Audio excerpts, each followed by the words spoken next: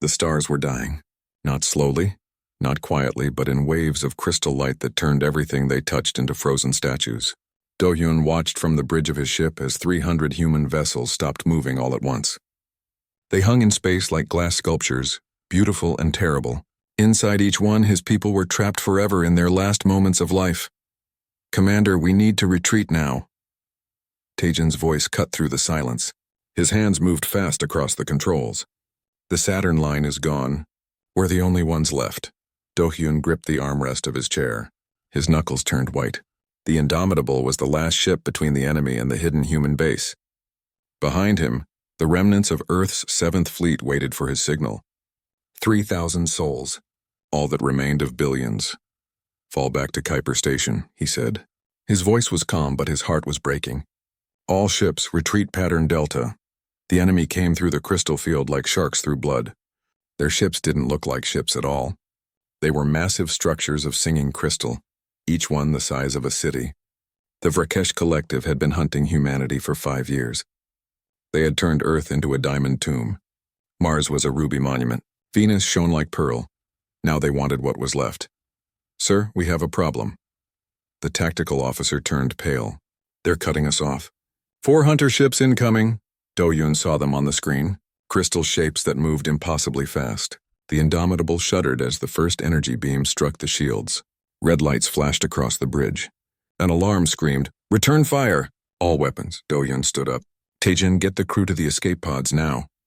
"What? No, I'm not leaving you here." "That's an order, Lieutenant."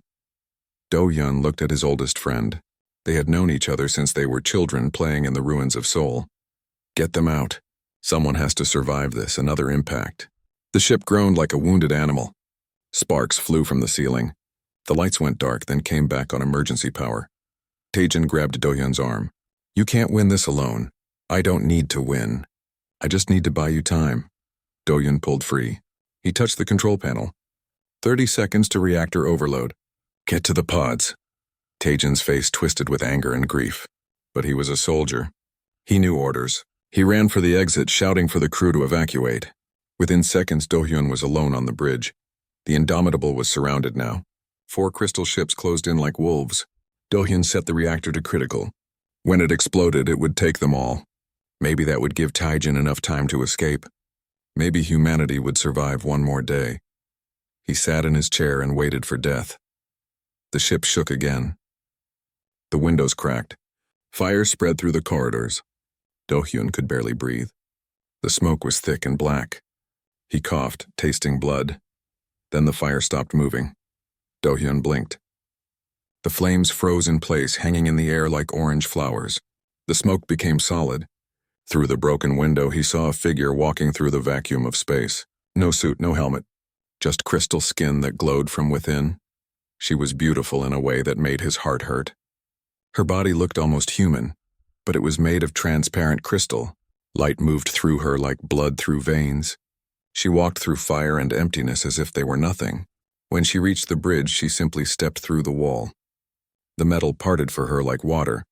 Do-hyun raised his plasma pistol. 1 shot left. His hand shook. "Stay back," she stopped. She tilted her head like a bird studying something curious. When she spoke, her voice was like music played on glass instruments. "Your species fights beautifully in death. Why do you not simply accept transformation? You would be eternal, perfect, unchanging. Because being human means choosing to change." Do-hyun's finger tightened on the trigger. "To suffer, to die, and to matter while we do it." The crystal woman stared at him. For a long moment, neither moved. Then something changed in her expression. It was subtle, like light shifting through water. She took a step forward. "Don't." Do-hyun aimed at her chest. "I'll shoot. You will die if you stay here," she said. "Your ship is already gone. Your reactor will explode in moments. Why do you remain?" "To take you with me," she smiled. Actually smiled. It transformed her face from alien to something almost human. "We do not die. We cannot die. We left death behind 10,000 years ago." "Then you've forgotten how to live." The words hung between them. The crystal woman looked at him with eyes that held galaxies. Slowly, she reached up and pulled something from her back. A lance. It was taller than she was, made of crystal that burned with inner fire. Ancient symbols covered its surface. She walked toward him. Do-hyun pulled the trigger. The plasma bolt struck her chest and splashed away like water on stone. She didn't even flinch. She kept walking until she stood right in front of him. He could see his reflection in her crystal skin, small and broken and dying. "I was like you once," she whispered, "before the change. I had flesh. I had blood. I could feel pain and joy and fear." She pressed the lance into his hands. "I have not felt anything in 10,000 years. Until I watched you refuse to surrender." The lance burned. Do-hyun screamed as power flooded into him. His wounds closed. His broken ribs snapped back into place. His collapsed lung filled with air. Energy poured through every cell, remaking him from the inside out. But the crystal woman began to shake. "What?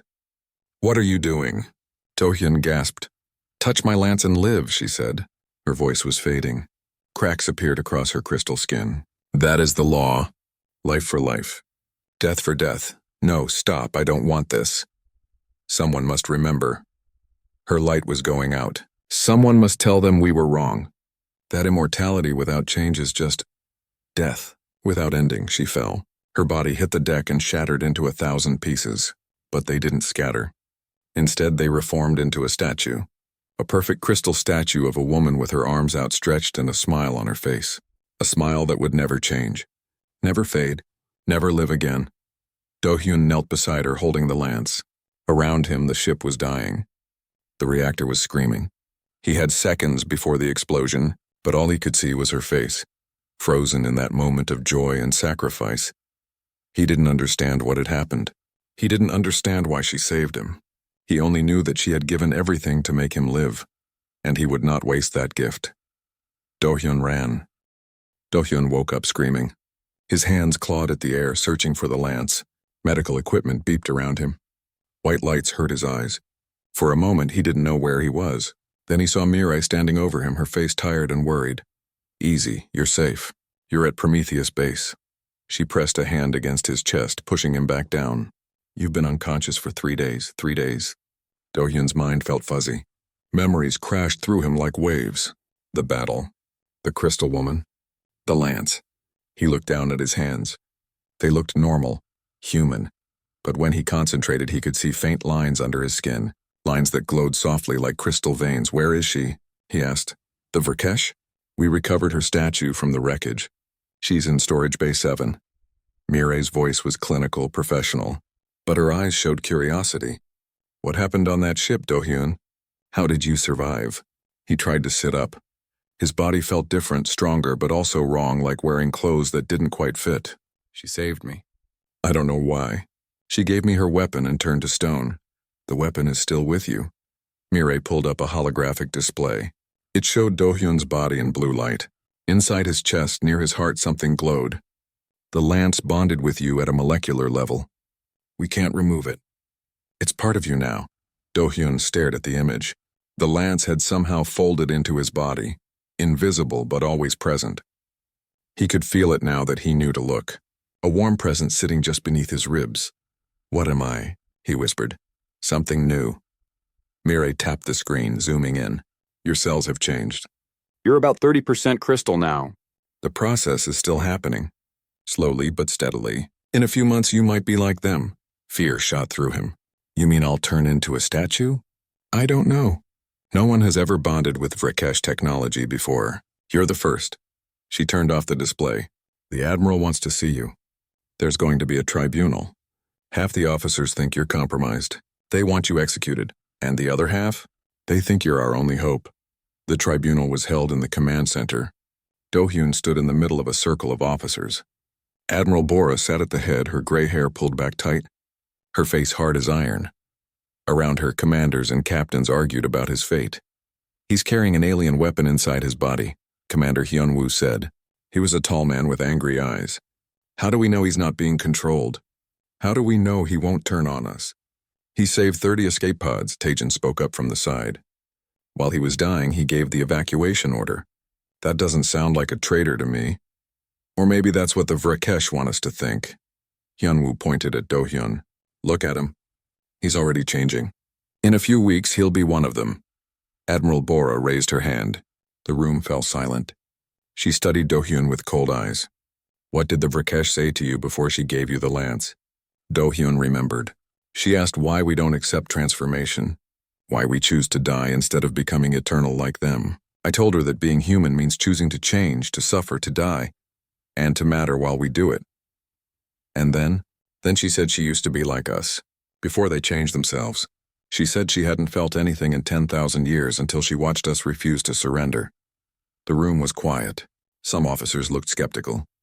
Others looked thoughtful. Bora leaned forward. Do you know what the lance is? A weapon?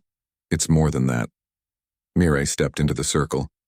She carried a data pad. I've been studying the energy signatures, cross-referencing with our xenoarchaeology database. The lance isn't Vrakesh technology. It's older, much older. I think it's from before they changed themselves into crystal. How much before? Bora asked. 10,000 years. Maybe more. Mireille pulled up images. They showed ancient writing. The Vrakesh weren't always crystal. They used to be flesh and blood like us. They called themselves the Vray. The lance was their most sacred artifact. According to the fragments we've translated, it was used to transform them into their current form. So it's the weapon that destroyed them, Hyunwoo said, and now it's inside him. Or it's the key to restoring them. Do-hyun spoke without thinking. Then he realized it was true. The knowledge had come from somewhere deep inside.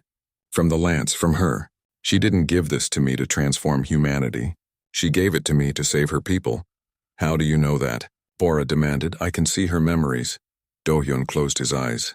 Images flowed through his mind. Her name was Yoonji. She was a priestess. She questioned the transformation. She saw what it cost them. They became immortal, but they lost everything that made them alive. No joy, no creativity, no love, just endless existence. And now they want to transform everyone else, Taejin said quietly, because they're lonely. Worse. Do-hyun opened his eyes. They feed on us. Every species they turn to crystal, they drain the life force. The emotions, the creativity, the chaos. They need it to maintain their immortality. Without us, without feeding on living beings, they would crumble to dust. Horror spread through the room. Hyunwoo looked sick. Even Bora's hard expression cracked. How many species? Someone asked. Thousands. Maybe millions. All frozen. All conscious. All being slowly drained forever. Before anyone could respond, alarms blared. The lights turned red. A tactical officer burst into the room. Admiral, we have incoming. A massive Vrakesh fleet just appeared at the edge of the Ort cloud. They're demanding we return the lance and surrender the thief who stole it. Bora stood up. How long do we have? 6 hours. Maybe less. Then we don't have time for a tribunal. Bora looked at Do-hyun. You said the lance can save them. Can it save us? I think so. But I'd need to reach their mothership. The Genesis core. It's the source of their transformation. If I can access it, maybe I can reverse what they did to themselves. Maybe isn't good enough. It's all we have. Do-hyun met her eyes. She gave her life to give me this chance. I won't waste it. Hyunwoo stepped forward. You're gambling our entire species on the word of a dying alien. No. Do-hyun's voice was hard. I'm gambling on the fact that 10,000 years ago, someone like us made a terrible choice. And now we get the chance to undo it.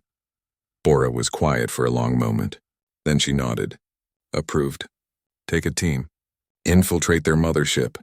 Reach the Genesis core. But Do-hyun, if you start to turn, if you lose yourself to the crystal, Taejin has orders to kill you. Understood? Understood. Then get ready. You have 4 hours before launch. Bora turned to the tactical display. The rest of you prepare for battle. If he fails, we make our last stand here. Do-hyun left the command center. Taejin followed him. They walked in silence until they reached the hangar bay. The stealth ship was already being prepped. Siwoo and Jihoon were checking weapons. Do you really think you can do this? Taejin asked. Do-hyun looked at his hands. The crystal lines under his skin pulsed softly. I don't know. But I have to try. She believed in me. In us. She's dead, Do-hyun. No. He thought of her statue frozen in that moment of joy. She's waiting. And I'm going to bring her back. The Vrakesh mothership was impossible. It stretched across space like a frozen ocean, bigger than moons made entirely of singing crystal. Every surface hummed with energy. Do-hyun could hear it even through the hull of the stealth ship. It sounded like 1,000 voices singing the same note forever. That's where we're going? Jihoon's voice cracked. The young tech specialist gripped his console so hard his knuckles turned white. It looks alive. It is alive. Do-Yun felt the lance respond to the mothership's song. Knowledge flooded into him. Memories that weren't his. It's made of billions of Ray, all connected. All singing together. That's horrifying, Siwoo muttered. The Marine sergeant checked his weapon for the third time. How do we even fight something like that? We don't fight. We infiltrate. Taejin guided the ship closer, using the crystal debris field as cover. Mirai's sensor jammers should keep us hidden. But once we're inside, we're on our own. The ship slipped through a gap in the outer shell. Inside, everything glowed with soft blue light. Crystal corridors stretched in impossible directions. Some went up, some went down, some seemed to go sideways through space itself.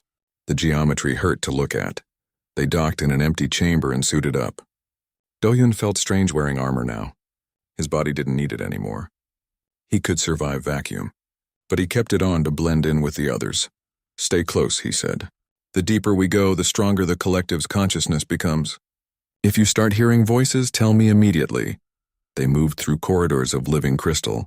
The walls pulsed with light and rhythm with breathing. Sometimes Do-Hyun could see shapes moving inside the crystal. Faces, bodies, all frozen in the moment of transformation. Are those Vray? Ji-hoon asked. Yes, the ones who became part of the ship itself. They're still conscious, still aware. They've been like this for thousands of years. The thought made Siwoo's face go pale. Can they see us? Yes, they walked faster after that. Do-Hyun led them deeper using Yoonji's memories. He knew these corridors. He had walked them as her, back when she still questioned everything. Back when she still hoped their species could change. A voice echoed through the crystal. Not sound but thought. Projected directly into their minds. Sister, you return to us. Why do you wear flesh? Why do you pretend to be small again? Do-Hyun stopped. The others looked at him with fear in their eyes. They could hear the voice, too. A figure emerged from the walls. She was made of shifting crystal, her form constantly changing, never quite solid, but her face held an expression. Sadness and hope mixed together. Yun-ha? Do-Hyun said the name without knowing how he knew it. The crystal figure solidified slightly. You carry my sister's memories. Her lance. But you are not her. I'm Do-Hyun. Yoonji saved me. She gave me the lance. Why? Because she wanted to stop this. All of this. The transformation. The feeding on other species. The endless existence without purpose. Yunha's form flickered. We are not without purpose. We preserve. We perfect. We make eternity. You make prisons. Do-Hyun felt anger rising. Every species you transform, you trap forever. You drain them to fuel your own immortality. That's not preservation. That's feeding. We were dying. Yunha's voice cracked. Our sun was failing. Our world was ending. The transformation was the only way to survive. But you didn't just survive. You spread. You consumed. You turned survival into conquest. Yunha was silent for a long time. Around them, the crystal walls pulsed faster, as if the ship itself was agitated. Finally, she spoke.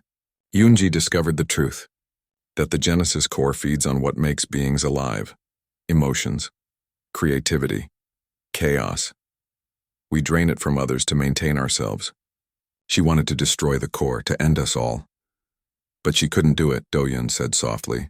She couldn't kill her own people, so she gave the lance to you, a human, hoping your species would have the strength she lacked. Help us reach the core. If I do, I condemn my entire species to death. The core is what maintains our existence. Without it, we crumble.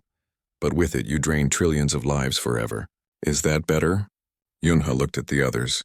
At Taejin, Siwoo, and Ji-hoon, 3 humans who stood with weapons ready, terrified but determined. You really would destroy us to save yourselves? No, Do-Hyun said. I would destroy the core to save everyone, including you. That's impossible. We cannot return to flesh. The lance transformed you from flesh to crystal. It can transform you back. Hope flickered across Yunha's crystalline face. Then fear replaced it. 10,000 years of crystal existence. The shock would kill most of us, and those who survived would be insane. We've forgotten how to be mortal. Then you'll have to remember. Yunha's form shifted, becoming more solid, more real. This way. But hurry. The Archon has sensed your presence. He's coming. She led them through passages that twisted through dimensions. The crystal sang louder here. Do-Hyun could feel pressure building in his skull. Voices whispered, thousands of them, all trying to pull him into their collective consciousness. Tejan grabbed his arm. You okay? They're trying to absorb me. The lance is protecting me, but barely. They emerged into a vast chamber. In the center floated a sphere of crystal as large as a city. It pulsed with stolen life energy. Do-hyun could see it now with eyes that were becoming more crystal than human. Rivers of light flowed into the sphere from thousands of conduits, each one connected to a different petrified species. The Genesis core, Yunha whispered. The heart of our transformation. Do-hyun felt sick. He could hear the screams. Trillions of conscious beings, all frozen, all being slowly drained. He heard humans from Earth, heard their last thoughts repeating forever. How do I destroy it? You don't destroy. A new voice boomed through the chamber. The Archon Crystallis appeared, a massive figure of geometric perfection. You choose. Transform humanity and join us in eternity, or try to destroy the core and kill both our species. Do-hyun looked at the core, then at the lance inside him. Understanding came like lightning. There's a third option. The lance doesn't just transform. It gives life, real life. I can reverse the Genesis core, undo the transformation, restore the Vray. Impossible, the Archon thundered. We chose eternity. We cannot go back. You were wrong. Do-hyun stepped toward the core. His body began to crystallize faster. His left arm was completely crystal now. Eunji knew it. Yunha knows it. Deep down you know it too. This isn't life. It's death without ending. If you touch that core, you'll die. The energy will consume you. Then I'll die saving trillions. Do-hyun reached out. Behind him, Tejan shouted his name. Siwoo raised his weapon. Jihoon's face twisted with fear. The Archon moved to stop him, but Yuna stepped between them. Her crystalline body solidified completely, blocking the Archon's path. Let him try, brother. Let him give us what we lost. Do-hyun's hand touched the Genesis core. The universe exploded into light. Pain, pure absolute pain. Do-hyun couldn't scream because he had no mouth. Couldn't move because he had no body. He was everywhere and nowhere. He was the core and the core was him. Energy poured through him in both directions, transforming, changing, reversing 10,000 years in seconds. The Genesis core shattered.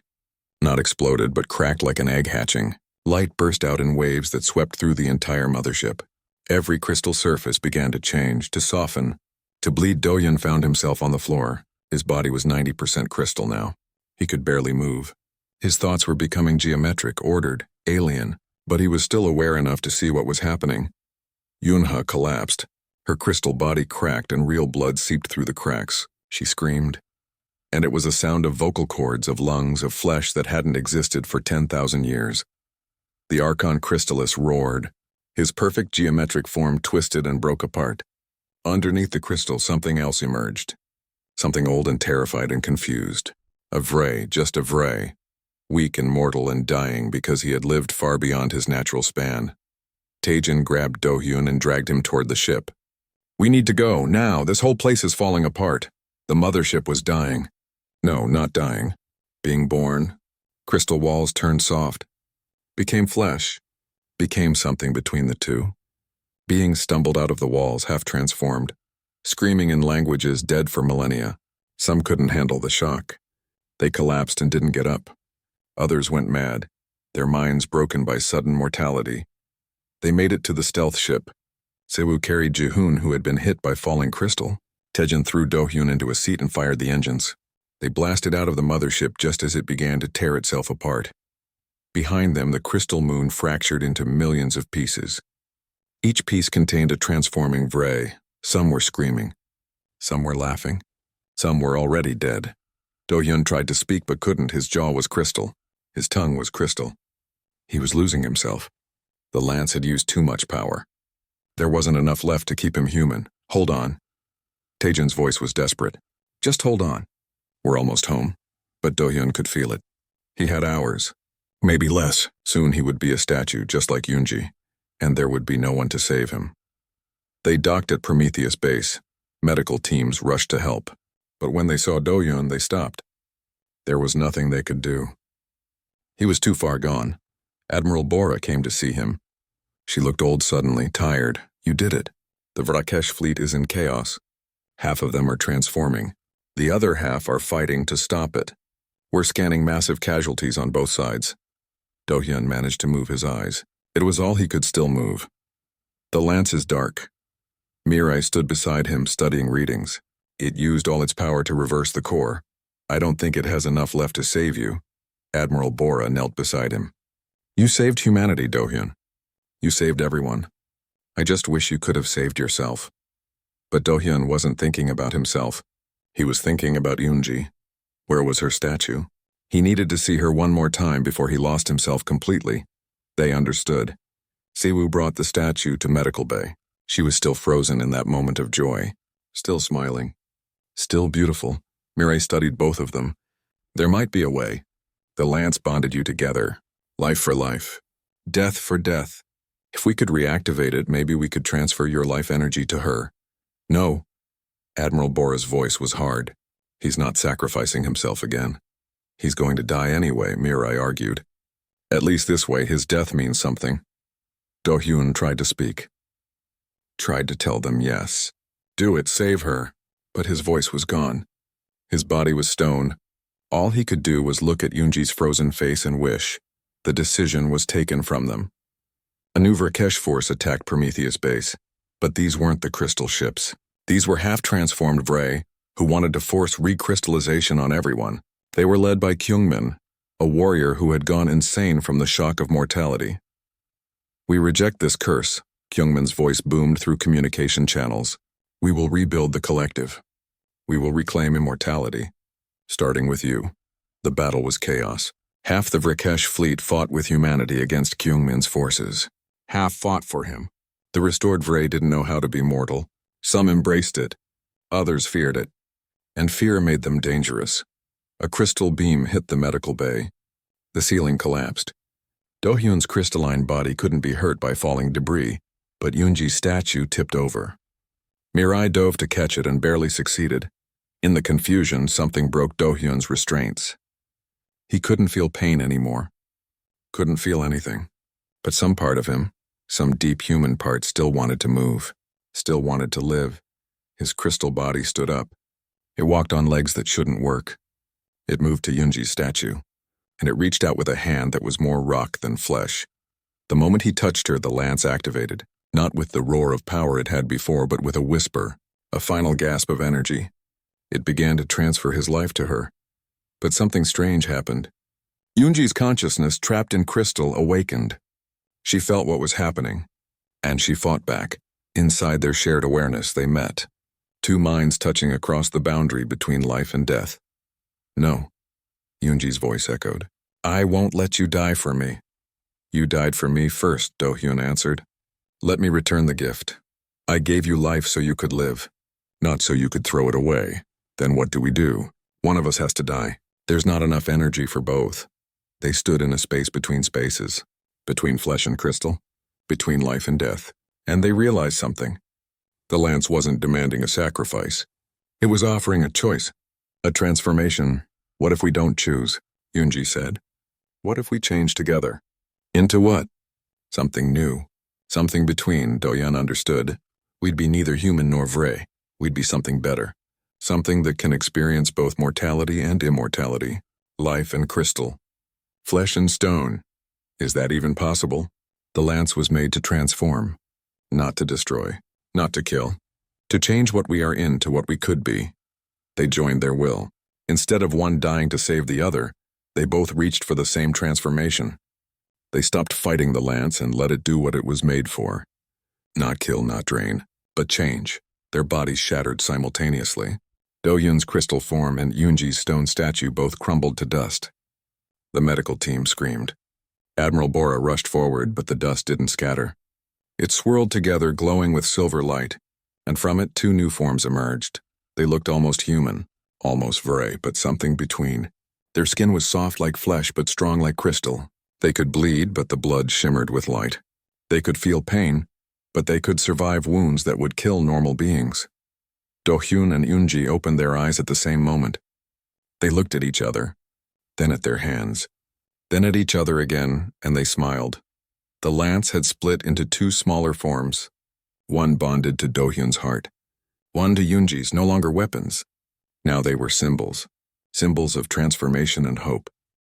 The battle stopped, not because anyone called a ceasefire, but because everyone was staring at the impossible sight. Two beings stood in the ruined medical bay, neither fully human nor fully Vray, both alive in a way that defied everything both species understood about life and death. Kyungmin's voice came through the communication channel, shaking. "What are you?" Do-hyun looked at his hands. He could feel everything, the air on his skin, the warmth of blood moving through veins, but underneath he felt the strength of crystal, the permanence of stone. He wasn't dying, but he wasn't immortal either. He was something perfectly between. "We are what your species feared to become," Yoonji answered. Her voice was her own again, no longer the glass music of the Vrakesh. "We are mortal enough to grow, immortal enough to endure. We are the bridge." "Impossible," Kyungmin snarled. "You are the priestess, the guardian of our way. Now you betray us by becoming that." "I didn't betray our people. I saved them." Yoonji stepped forward. Her body moved with grace that was both human and alien. "The collective was killing us slowly. We had eternal life but no reason to live. We were already dead. We just hadn't fallen yet." The Archon Crystallis appeared on the screen. He was dying. The reversal had aged him instantly. 10,000 years of life caught up in hours. But his eyes were clear for the first time in millennia. "She speaks truth. I feel it now. The emptiness. We called it peace, but it was absence. We called it perfection, but it was death." Kyungmin's forces hesitated. Some lowered their weapons. Others fired wildly, unable to accept what they were seeing. Admiral Bora stood beside Do-hyun and Yoonji. She looked at them with wonder and fear mixed together. "Can others become like you?" "Yes," Do-hyun said, "but only by choice. The lance can share its power, but it cannot force transformation. It requires perfect unity between human and Vray. It requires trust." "That's impossible," Hyun-woo said from somewhere in the command center. "Our species have been killing each other for 5 years. How can we trust them? The same way I trusted her." Do-hyun looked at Yoonji. "By choosing to see past the enemy to the person underneath." The battle for Prometheus Base ended not with victory, but with confusion. Kyungmin's forces retreated, unwilling to fight what they couldn't understand. The restored Vray who had sided with humanity didn't know what to do. They were mortal now, weak, confused. In the following days, chaos spread across both human and Vray space. Millions of Vray couldn't adjust to mortality. They took their own lives rather than face aging and death. Others went mad from the sudden rush of emotions they hadn't felt in 10,000 years. Anger, fear, joy, love. It was too much too fast, but some adapted. Some remembered what it was like to be alive. And with Do-hyun and Eunji's help, they started to rebuild. 6 months passed. The war didn't end cleanly. Kyungmin led a faction that tried to rebuild the Genesis core, to force recrystallization on all Vray. But without the core's power, they failed. Eventually, they retreated to a distant system and created crystal gardens where they could exist peacefully, immortal, but isolated. Other Vray embraced their restoration. They learned to eat again, to sleep, to feel. Nari, a human doctor, worked with them to teach them how mortal bodies worked. It was painful, watching ancient beings learn to be vulnerable again. But it was also beautiful. Taejin and Siwoo led missions to free the trillions of beings still trapped in crystal across former Vrakesh territory. It was work that would take generations. But every rescued species was a life saved, a consciousness freed from eternal torment. Mirai studied the transformation that created Do-hyun and Yoonji. She discovered that others could undergo the change, but it required a bond between human and Vray deeper than friendship. It required love, trust, sacrifice. The lance could facilitate it, but it couldn't create it. A few dozen pairs underwent the transformation. Each one became a bridge between species, living proof that what seemed impossible could be real. Do-hyun and Eunji became ambassadors. They traveled between human and Vray worlds, helping both species understand each other. It wasn't easy. Centuries of fear and misunderstanding didn't vanish overnight. But slowly, painfully, progress happened. One day, they stood together on a new station built jointly by humans and Vray. It orbited a star between territories, a neutral ground where both species could meet. They called it New Promise after Taejin's fighter. The first joint colony ship was launching. Inside were families of both species, heading to a distant world to build something new together. It was a small ship, only 5,000 souls, but it was a beginning. Yoonji watched the ship prepare for launch. She held Do-hyun's hand. His skin was warm, human, alive, but underneath she could feel the crystal strength that matched her own. They were mirrors of each other. Two halves of a new whole. Do you regret it? She asked. Being neither fully human nor fully Vrey? Do-hyun thought about it. He thought about his lost humanity, about the pure, fragile mortality he'd once had. Then he thought about what he'd gained. The ability to truly understand both species, the strength to endure, the time to make a difference. I regret nothing, he said. You whispered for me to live, I rose. And together, we chose transformation over stone. The collective believed they had found eternity by becoming unchanging, Yoonji said softly. But we found something better. What's that? A future worth dying for, which makes every moment worth living. The colony ship's engines flared to life. It lifted away from the station slowly at first, then faster. Within seconds, it jumped to faster than light travel and disappeared into the infinite dark. Behind them, Admiral Bora joined them at the observation window. She was older now, grayer, but her eyes held hope. 10 more colony ships are being built, both species working together. A year ago, I would have said it was impossible. A year ago, we were enemies, Do-hyun said. Now we're something else. What are you? Bora asked. Really? Human, Vrey? Something else. Yoonji smiled. It was a real smile, warm and alive.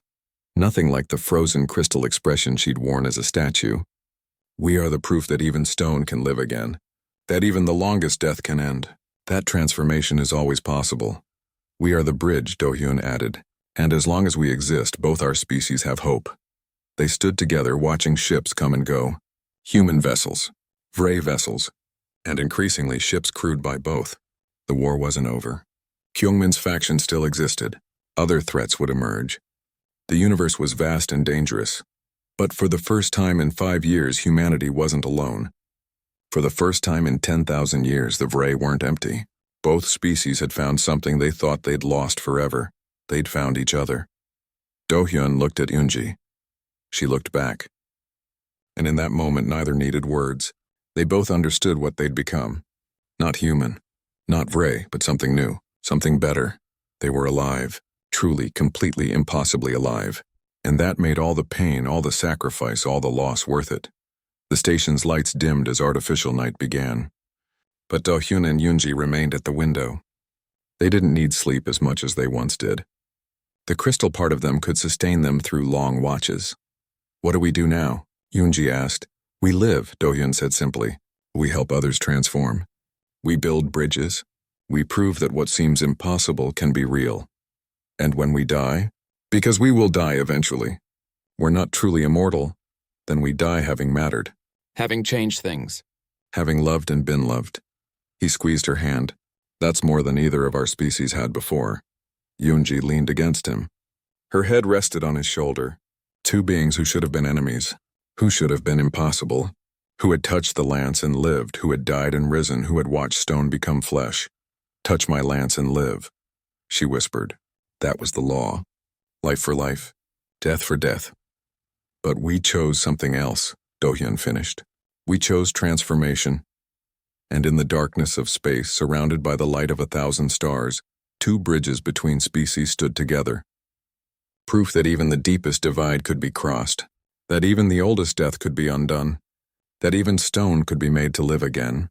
The future was uncertain, but it was theirs, and they would face it together,